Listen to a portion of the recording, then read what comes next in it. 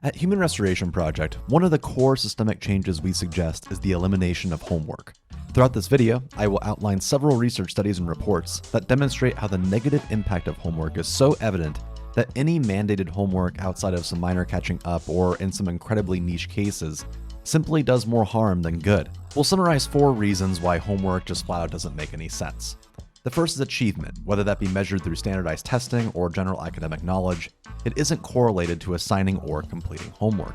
The second is that homework is an inequitable practice. It harms certain individuals more than others, to the detriment of those with less resources, and to minor, if any, improvement for those with resources. The third is that it contributes to negative impacts at home with one's family, their peer relationships, and just general school-life balance, which causes more problems than homework is meant to solve. And finally, it highlights and exacerbates our position with ultra-competitive college admissions and job opportunities, and other detrimental faults of making everything just about getting ahead at any cost.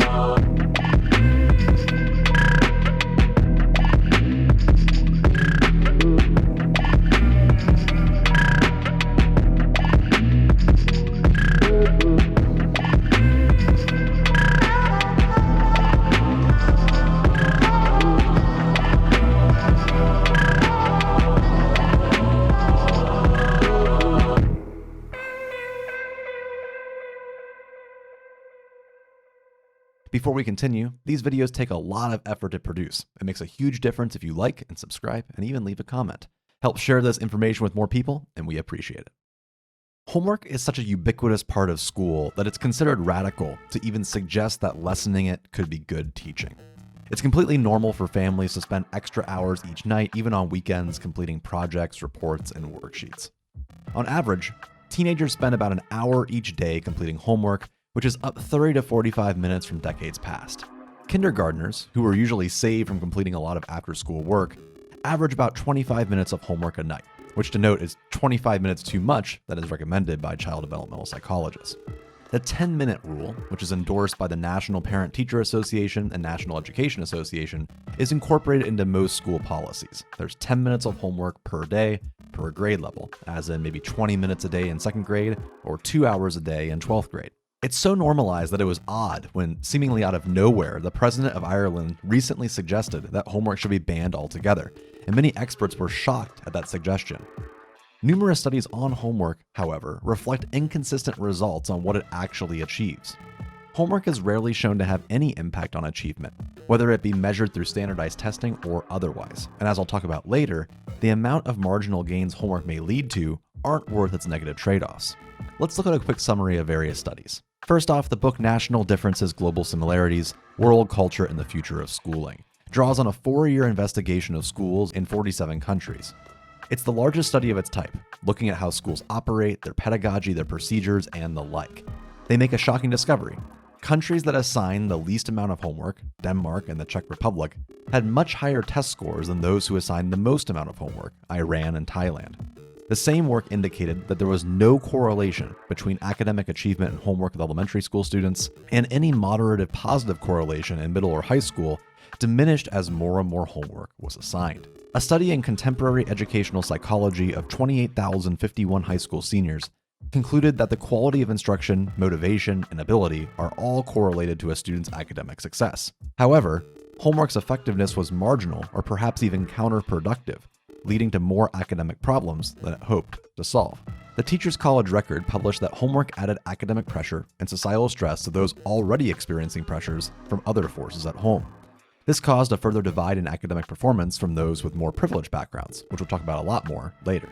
A study in the Journal of Educational Psychology examined 2,342 student attitudes toward homework in a foreign language course. They found that time spent on homework had a significant negative impact on grades and standardized test scores. The researchers concluded that this may be because participants had to spend their time completing worksheets rather than spend time practicing skills on their own time. Some studies are more positive. In fact, a meta-analysis of 32 homework studies in the Review of Educational Research found that most studies indicated a positive correlation between achievement and doing homework. However, the researchers noted that generally these studies made it hard to draw causal conclusions due to how they were set up and conducted. There was so much variance that it was difficult to make a claim one way or another, even though the net results seemed positive. This often cited report, led by Dr. Harris Cooper at Duke University, is the most commonly used by proponents of homework. But popular educational critic Alfie Kohn believes that the study fails to establish, ironically, causation among many other factors. And that said, in a later published study in the High School Journal, researchers concluded that in all homework assigned, there were only modest linkages to improve math and science standardized test scores, with no difference in any other subject between those who were assigned homework and those who were not. None of the homework assigned had any bearing on grades. The only difference were for a few points on those particular subject areas' standardized test scores. All in all, the data is relatively inconclusive. Some educational experts suggest that there should be more hours of homework in high school, some homework in middle school, and none at all in elementary school. Some call for the 10-minute rule. Others say that homework doesn't work at all. It's still fairly unstudied how achievement is impacted as a result of homework. As Alfie Kohn says, the better the research, the less likely one is to find any benefits from homework. And that said, when we couple this data with the other negative impacts of assigning homework, how it impacts those at the margins, leads to anxiety and stress, and takes away from important family time, it really makes us question why this is such a ubiquitous practice. Or as Etta Kralovic and John Buell write in The End of Homework, how homework disrupts families, overburdens children, and limits learning. Extensive classroom research of time on task and international comparisons of year-round time for study suggest that additional homework might promote U.S. students' achievement. This written statement by some of the top professionals in the field of homework research raises some difficult questions.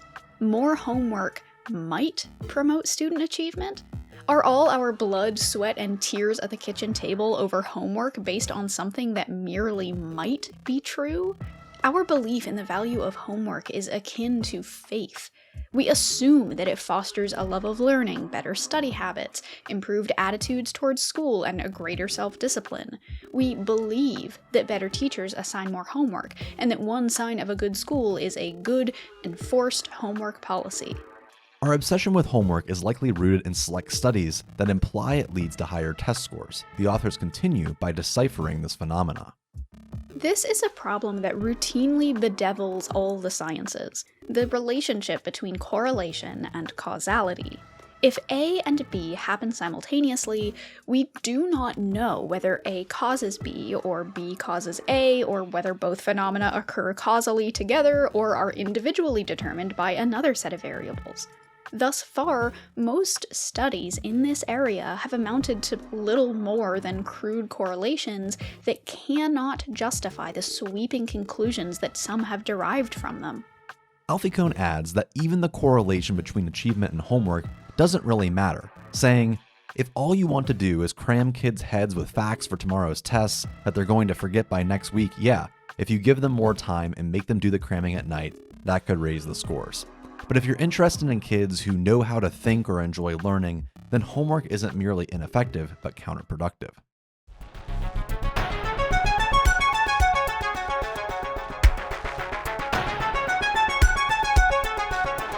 Many justify the practice of assigning homework with the well-intentioned belief that we'll make a more equitable society through higher standards. However, it seems to be that these practices actually add to inequity. Rigorous, private and preparatory schools, whether they be no-excuses charter schools for marginalized communities or college-ready elite suburban institutions, they're both notorious for extreme levels of homework assignment. Yet, many progressive schools who focus on holistic learning and self-actualization assign no homework at all and achieve the exact same levels of college and career success. Perhaps this is because the largest predictor of college success has nothing to do with rigorous preparation and everything to do with family income levels. 77% of students from high-income families graduated from a highly competitive college, whereas 9% of students from low-income families did the same. It seems like by loading students up with mountains of homework each night in an attempt to get them into these colleges, we're actually making their chances of success worse. When assigning homework, it's common practice to recommend that families provide a quiet, well-lit place for a child to study. After all, it's often difficult to complete assignments after a long day. Having the space, time, and energy must always be considered in the context of a family's education, income, available time, and job security. For many people, jobs have become less secure and less well paid over the course of the last 2 decades. In a United States context, we worked the longest hours of any nation. Individuals in 2006 worked 11 hours longer than their counterparts in 1979. In 2020, 70% of children lived in households where both parents work. We are the only country in the industrialized world without guaranteed family leave, and the results are staggering. 90% of women and 95% of men report work-family conflict. According to the Center for Academic Progress, the United States today has the most family-hostile public policy in the developed world due to a long-standing political impasse. As a result, parents have less time to connect with their children. This is not a call to a return for traditional family roles or to have stay-at-home parents. Rather, our occupation-oriented society is structured inadequately, which causes problems with how homework is meant to function. Family incomes continue to decline for lower and middle-class Americans, leaving more families to work increased hours or multiple jobs. In other words, families, especially poor families, have less opportunities to spend time with their children, let alone foster academic gains via homework. Even for students with ample resources who attend elite schools, the amount of homework is stressful. In a 2013 study in the Journal of Experiential Education, researchers conducted a survey of 4,317 students in 10 high-performing upper-middle-class high schools. These students had an average of more than 3 hours of homework a night. In comparison to their peers, they had more academic stress, notable physical health problems, and a worrying amount of time focused entirely on school and nothing else. The competitive advantage came at the cost of well-being and just being a kid. A similar study in the Frontiers of Psychology found that students pressured in the competitive college admissions process, who attended schools assigning hours of homework each night and promoting college-level courses and resume-building extracurriculars, felt extreme stress. 2/3 of the surveyed students reported turning to alcohol and drugs to cope. In fact, a paper published by Dr. Sunia Luther and her colleagues concluded that upper-middle-class youth are actually more likely to be troubled than their middle-class peers. There is an extreme problem with academic stress, where young people are engaging in a rat race toward the best possible educational future as determined by Ivy League colleges and scholarships. To add fuel to the fire, schools continue to add more and more homework to have students get ahead, which has a massive negative impact on both sides of the economic spectrum. A 2012 study by Dr. Jonathan Daw indicated that their results imply that increases in the amount of homework assigned may increase the socioeconomic achievement gap in math, science, and reading in secondary school. Not to mention, in an effort to increase engagement with homework, teachers have been encouraged to create interesting creative assignments. In fact, most researchers seem to agree that the quality of assignments matters a whole lot. After all, maybe assigning all this homework wouldn't matter as long as it's interesting and relevant to students. Although this has good intentions, rigorous homework with increased complexity actually places more impetus on parents. As researcher and author Gary Natrillo, an initial proponent of creative homework, stated later, "Not only was homework being assigned as suggested by all the experts, but the teacher was obviously taking the homework seriously, making it challenging instead of routine and checking it each day and giving feedback. We were enveloped by the nightmare of near total implementation of the reform recommendations pertaining to homework. More creative homework tasks are a mixed blessing on the receiving end. On the one hand, they, of course, lead to higher engagement and interest for children and their parents. On the other hand, they require one to be well-rested, a special condition of mind not often available to working parents." Time is a luxury to most people. With increased working hours in conjunction with extreme levels of stress, most people don't have the necessary mindset to adequately supply children with an attention to detail for complex homework. As Kralovic and Buell state, To put it plainly, I have discovered that after a day at work, the commute home, dinner preparations, and the prospect of baths, good night stories, and my own work ahead, there comes a time beyond which I cannot sustain my enthusiasm for the math brain teaser or the creative story task. again, Americans are some of the most stressed people in the world. Mass shootings, healthcare, affordability, discrimination, racism, sexual harassment, climate change, the presidential elections, and literally just staying informed on current events have caused roughly 70% of people to report moderate or extreme stress, with increased rates for people of color, LGBTQIA Americans, and other discriminated against groups. 90% of high schoolers and college students report moderate or higher stress, with half reporting depression and a lack of energy and motivation.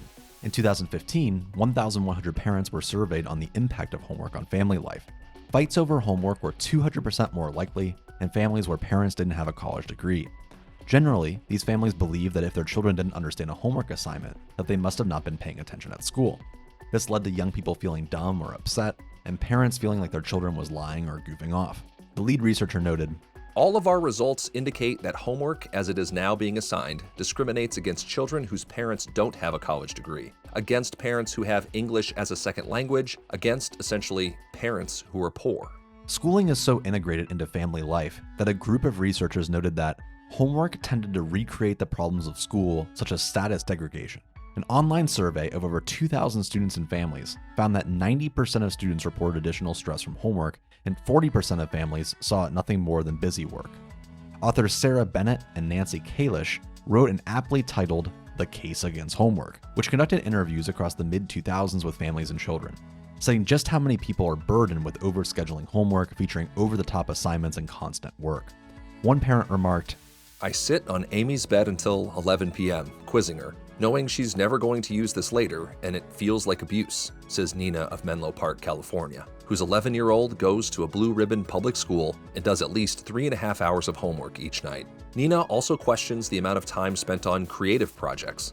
Amy had to visit the Mission in San Francisco and then make a model of it out of cardboard, penne pasta, and paint. But what was she supposed to be learning from this?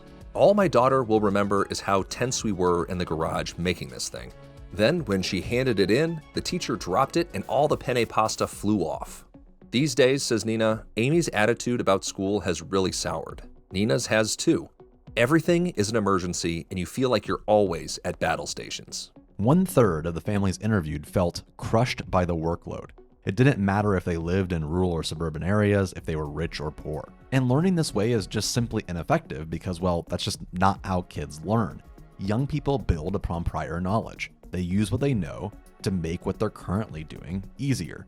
Adding more and more content to the student's plate, having to connect the dots and build more and more information, especially with the distractions of home life, is unrealistic. Plus, simply put, it's just not fun. Why would I spend all of my free time on homework rather than hang out with my friends or playing video games?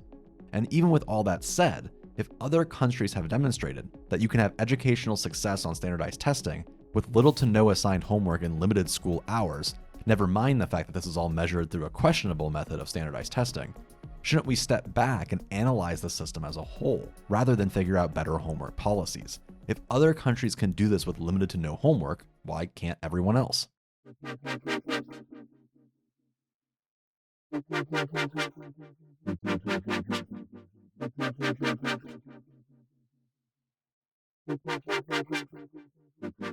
Perhaps the solution to academic achievement in America isn't doubling down on increasing the work that students do at home, but by solving the underlying systemic inequities, the economic and discriminatory problems that plague our society. Yes, the United States tends to fall behind other countries on math and reading scores. Many countries impose increased workloads on students because they're afraid that they are going to fall behind economically with the standard of living to the rest of the world.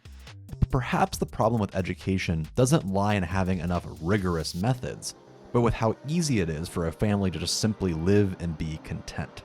Finland, frequently cited as a model educational system which grew to prominence during the 2000s through popular scholars like Pasi Sahlberg, enjoys some of the highest standards of living in the world. Finland's life expectancy is 81.8 years compared to the US at 78.7 years. Unlike Finland, there's a notable difference in that number between the richest and poorest Americans. The richest Americans are expected to live on average 15 years longer than the poorest Americans. Finland's healthcare is rated the best in the world and only spends $3,078 per capita compared to $8,047 in the US. Finland has virtually no homelessness, compared to about 500,000 and growing of a homeless population in the United States. Finland has the lowest inequality levels in the EU, compared to the United States, which has one of the highest inequality levels in the world. Research has demonstrated that countries with lower inequality levels are happier and healthier. These statistics reflect that potentially, instead of investing hundreds of millions of dollars in initiatives to increase national test scores, such as homework strategies, curriculum changes, and nationwide raising the bar initiatives, that we should invest in programs that improve our standard of living, such as universal healthcare and housing. The solution to test scores is rooted in solving underlying inequities in our society, shining a light on our core issues, rather than making teachers solve all of our community's problems. This doesn't mean that there's not a space for improving pedagogy, schooling, or curriculum, but at the end of the day, the solution cannot solely be by improving education.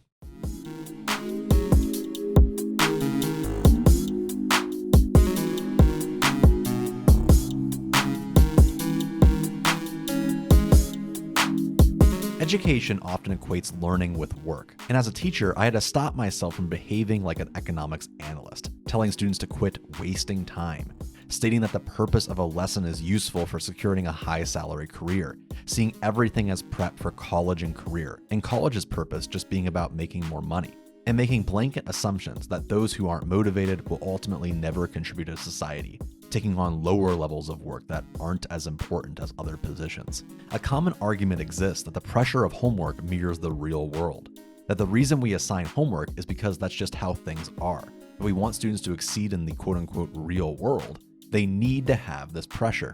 But that mentality is unhealthy and unjust. The purpose of education should be to develop purpose.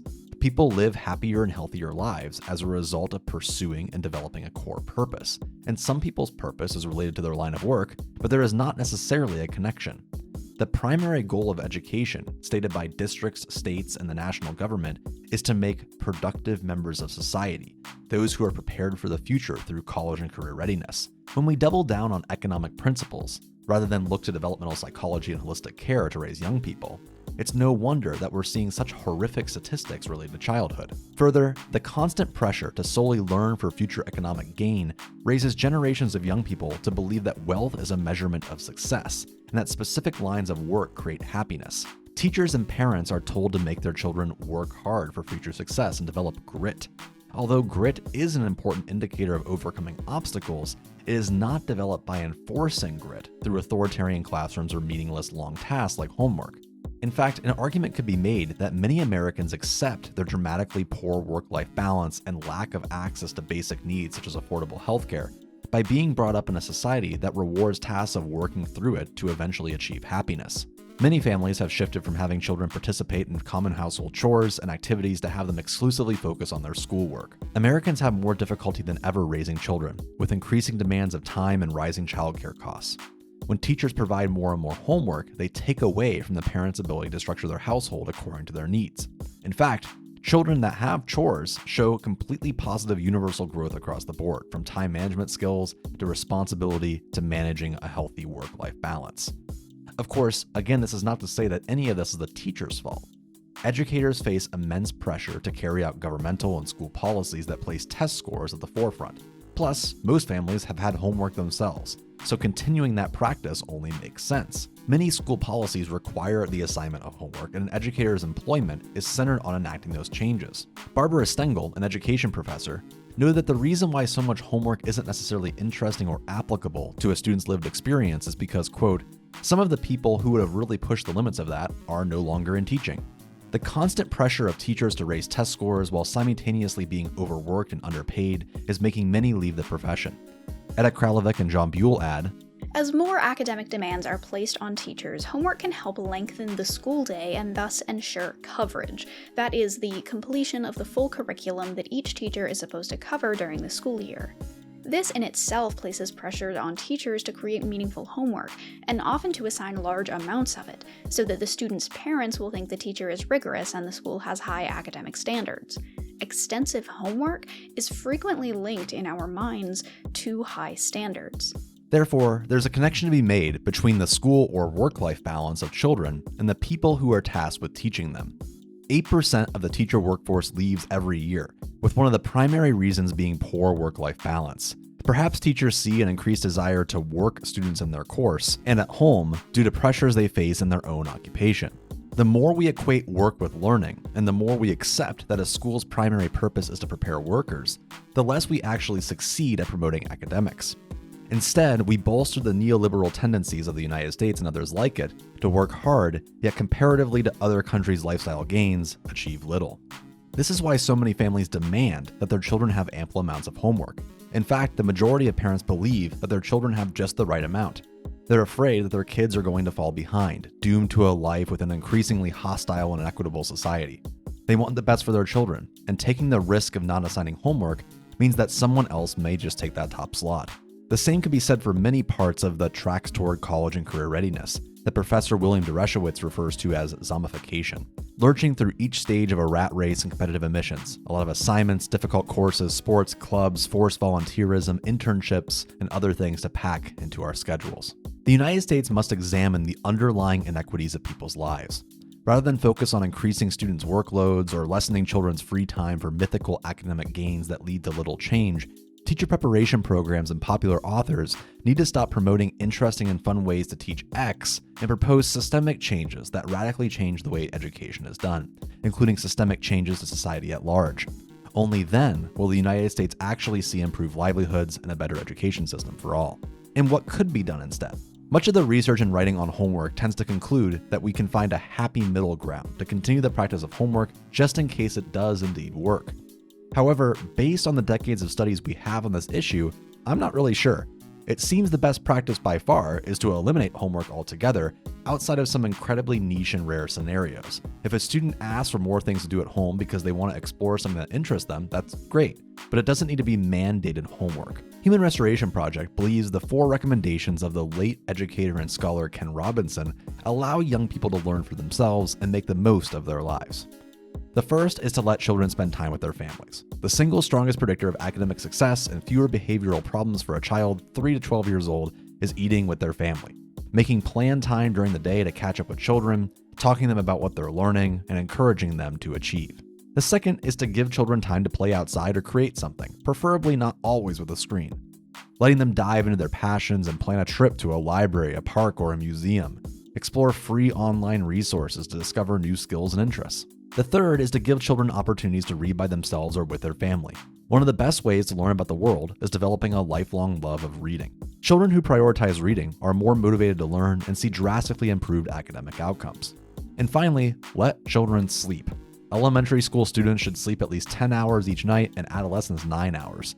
Being awake and ready to tackle each day keeps us energized and healthy. If you're interested in learning more, see The Case Against Homework by Nancy Kalish and Sarah Bennett, The Homework Myth by Alfie Kohn, The End of Homework by Edith Kralovic and John Muehl, or one of the many citations linked in the show notes. Again, please make sure to like and subscribe. We appreciate you, and let's restore humanity together.